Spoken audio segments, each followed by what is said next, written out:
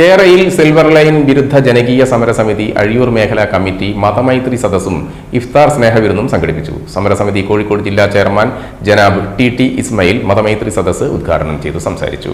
സ്നേഹത്തിന്റെയും മനുഷ്യത്വത്തിന്റെയും ക്ഷമയുടെയും കരുണയുടെയും പുണ്യമാസമായ റംസാൻ മാസത്തിലെ 15-ാം നാളിൽ ചോമ്പാൽ വാഗ്ഭടാനന്ദ ഓഡിറ്റോറിയത്തിൽ വെച്ചാണ് മതേതരത്വം വിളിച്ചോതി മതമൈത്രി സദസ്സ് സംഘടിപ്പിച്ചത്.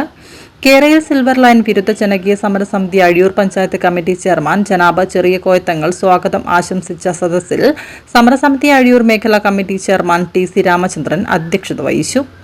മാനവികത എല്ലാ മതത്തിന്റെയും അന്തസത്തയാണെന്നും വ്രതാനുഷ്ഠാനം മനുഷ്യനെ വിനയാന്വിതനാക്കുമെന്നും ഉദ്ഘാടന ചടങ്ങിൽ അദ്ദേഹം സൂചിപ്പിച്ചു.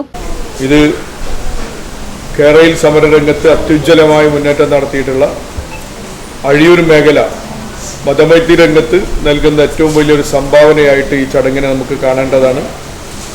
ഒരു ഭേദവും കൂടാതെ മനുഷ്യർ ഒന്നാണ് എന്ന് പ്രഖ്യാപിക്കുന്ന അർത്ഥത്തിൽ കഴിഞ്ഞ 3 വർഷവും ഇതേ രൂപത്തിലുള്ള മഹാസംഗമങ്ങൾക്ക് നേതൃത്വം കൊടുക്കാൻ ഇവിടുത്തെ മേഖലാ കമ്മിറ്റിക്ക് കഴിഞ്ഞിട്ടുണ്ട്. തീർച്ചയായിട്ടും ഞാൻ ജില്ലാ കമ്മിറ്റിയുടെ പേരിൽ അവരെ പ്രത്യേകമായി അഭിനന്ദിക്കുകയാണ്.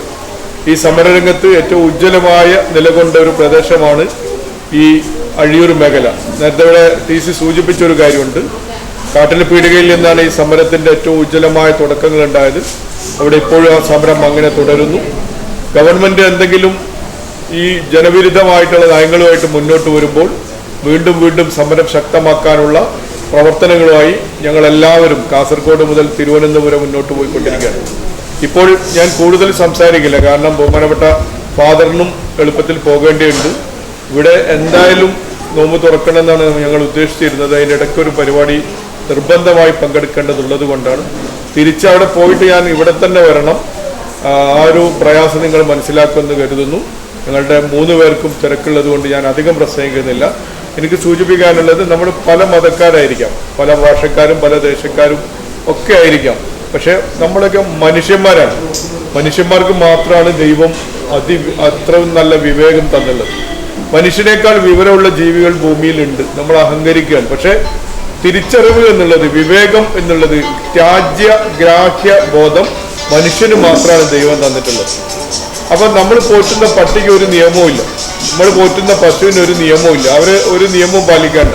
പക്ഷെ അവരുടെയും നിയമം നമ്മളാണ് പാലിക്കേണ്ടത്. ഞാൻ പറഞ്ഞത്, മനുഷ്യന് വിവേചന ബുദ്ധിയാണ് ദൈവം കൊടുത്തത്. ആദം മുതൽ നമ്മൾ ഉള്ള ഈ മനുഷ്യന്മാർ വരെ പടച്ചവന് വല്ലാതെ നമ്മളെ അനുഗ്രഹിച്ചിട്ടുണ്ട്. നമുക്ക് വിവേചന ശക്തി എന്ന് മനുഷ്യനെ ദൈവം അനുഗ്രഹിച്ചിട്ടുണ്ട്. മനുഷ്യനാണ് ഭൂമിയിൽ ഇപ്പോൾ ദൈവത്തിന്റെ റെപ്രസെന്റേറ്റീവായിട്ട്, ഡെലിഗേറ്റായിട്ട് നിൽക്കുന്നത്. അപ്പോൾ മനുഷ്യനാണ് ഭൂമിയിൽ ദൈവത്തിന്റെ കാരുണ്യത്തെ, ദൈവഹിതത്തിനെ മനസ്സിൽ സമർപ്പിക്കാൻ പഠിപ്പിക്കുന്ന ഇസ്ലാം മതവിശ്വാസവും ലോകം മുഴുവൻ ഒരു കുടുംബം എന്ന ആശയം പഠിപ്പിക്കുന്ന ഹിന്ദുമതവും സ്നേഹത്തിലും സമാധാനത്തിലും അടിസ്ഥാനമായ ക്രൈസ്തവ മതവും ഒന്നും ആക്രമത്തിന്റെയോ വെറുപ്പിന്റെയോ വഴികൾ പഠിപ്പിക്കുന്നില്ല എന്നും അദ്ദേഹം കൂട്ടിച്ചേർത്തു.